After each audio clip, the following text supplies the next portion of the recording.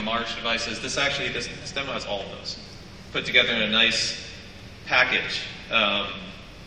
So let me give you a quick overview of the hardware architecture of what we're doing.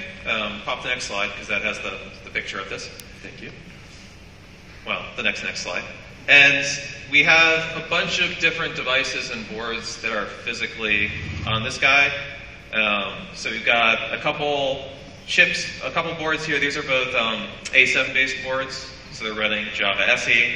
We have an IoT gateway that's also running an A7 processor, a couple K64 boards. Have you seen the inside of this demo before, Robert? I haven't actually seen the inside before. Okay. Here, hold this. Okay. So Duke's driving around on stage now. Be careful with that. I will, yes. Actually, one of the cool things about this demo, it looks complicated. This is actually something you guys could code yourself. It's all built using Java. It's all on commodity boards. Like, these boards are very similar to Raspberry Pi 2s, which now have A7 processors. And that car you're holding was actually 3D printed. So this was just printed on a 3D printer that you guys can get in like a maker community, like a make shop. There's one here in Sao Paulo. That's very cool. So this is one of the K64 boards with an accelerometer on it. So, if you don't mind, there you go. We'll put Duke back in his little place here. And what we're gonna show here is we'll drive Duke around town, and we have pedals here. So this controls the acceleration of the car, like a simulator, so you can see where we're gaining in speed.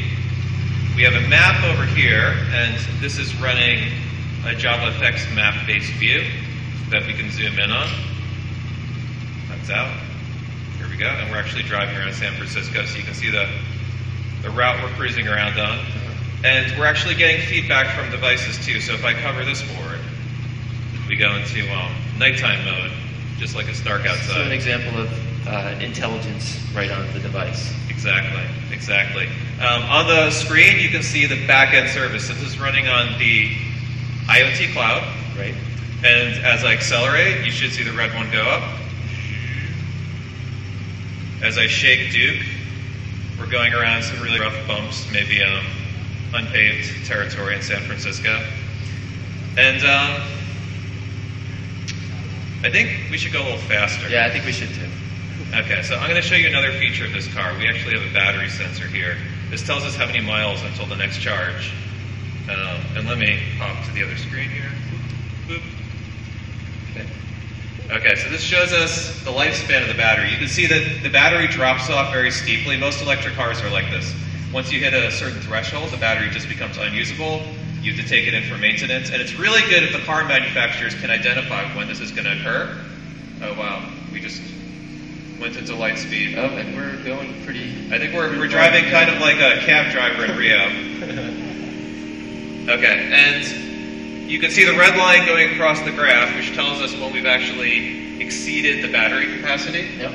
And if you were a manufacturer, you'd actually want to know when this occurs, so you could ask the person to bring their car in for service. Right.